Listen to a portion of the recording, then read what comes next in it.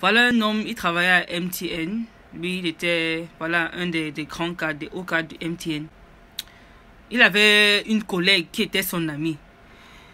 Il voulait une promotion depuis des années. On n'a pas accordé cette promotion-là. Plutôt, c'est à sa collègue là, qui était son amie qu'on a accordé la promotion qu'il voulait. Naturellement, la jalousie naît. Naturellement. Mais vous savez ce qu'il a fait? Pour pouvoir dominer la jalousie, qui est une émotion normale à cet instant, il est allé la voir.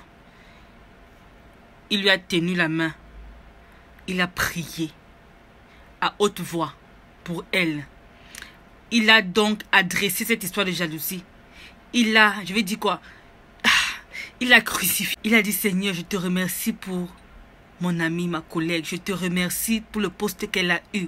Seigneur, toute forme de jalousie qui peut naître en moi à cause de cela, Père éternel, je la défie, je la bannis au nom. Voilà comment on traite la jalousie en fait. Voilà comment on traite la jalousie. Surtout.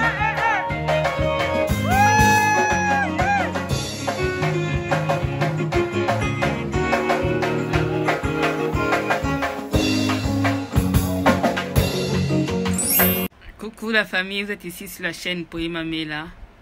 Je vous souhaite la bienvenue. Alors depuis ce matin, je m'interroge sur cette histoire d'empoisonnement des personnes qui sortent de l'étranger. Ça m'a taraudé l'esprit depuis quelques semaines et aujourd'hui encore plus intense dans ma tête.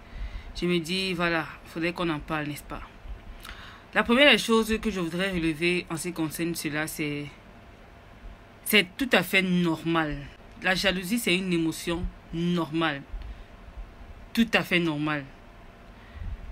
Comme la colère, comme la joie, comme la tristesse, c'est une émotion normale.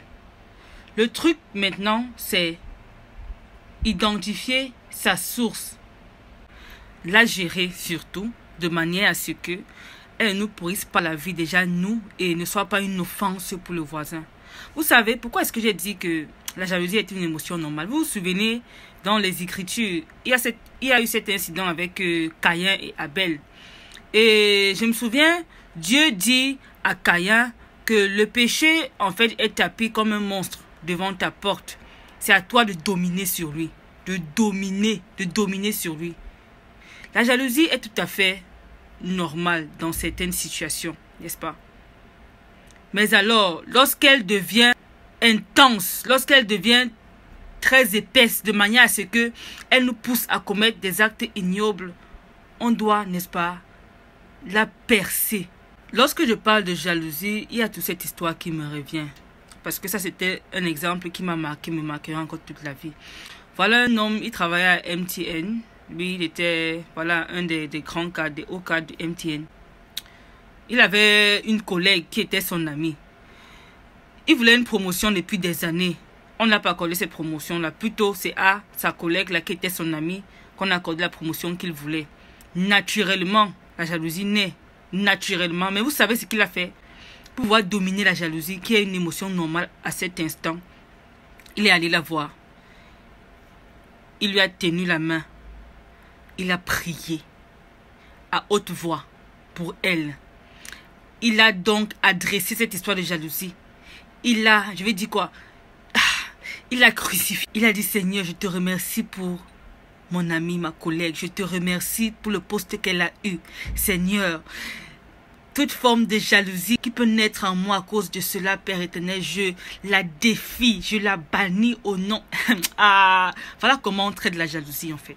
Voilà comment on traite la jalousie. Surtout, si tu es une personne qui a un bon fond. Je ne sais pas pourquoi utiliser le mot bon fond, mais vous savez, nous chrétiens, on a souvent beaucoup de challenges. Voilà comment on peut gérer simplement cette histoire de jalousie. Mais pour les personnes qui sont naturellement envieuses, naturellement, pourquoi? Parce que c'est une question de nature pour eux. Si la nature n'est pas la nature de Christ, en fait. Oh là là, j'entre déjà dans plein de choses et tout. Bref. Ça s'adresse beaucoup plus aux enfants de Dieu, n'est-ce pas? Qui veulent faire les choses bien, qui veulent s'efforcer à faire les choses bien, mais vous voyez, la chair est toujours là, s'affaiblit. Voilà comment on peut la booster, n'est-ce pas? De manière très simple.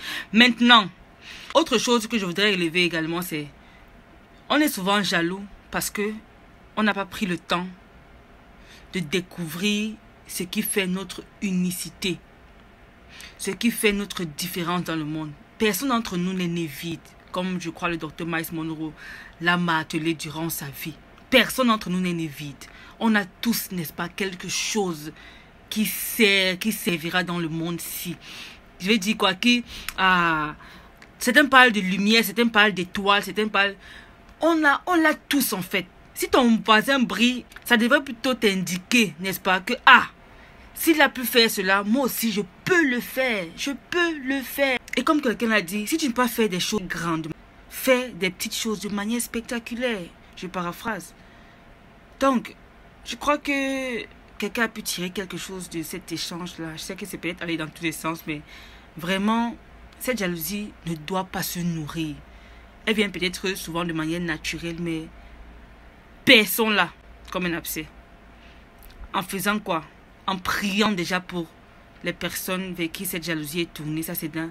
Et puis, en rendant grâce. Si tu ne peux pas prier pour la personne de manière ouverte, prie dans ton cœur. Je vais dire, moi j'ai eu des situations où franchement, je sentais quelque chose brûler en moi.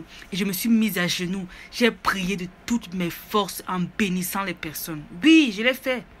Oui, parce que mon frère, on ne doit pas laisser pousser cette racine d'amertume. On ne peut pas le faire. On ne peut pas la laisser pousser. Ainsi donc, l'autre point qu'on a évoqué, c'est le travail sur soi en fait. Cherche ce qui te distingue. Travaille sur toi, travaille sur tes talents. Et tu verras que c'est facile. Toi, tu peux y arriver. N'est-ce pas? La lumière ne brille pas seulement chez certaines personnes. Ça brille chez nous tous. Nous sommes tous des enfants de Dieu nés avec des dons, des talents. Ok?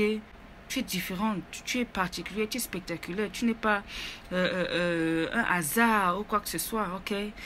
C'est tout pour moi les amis, je suis Mela pour vous servir. À la prochaine.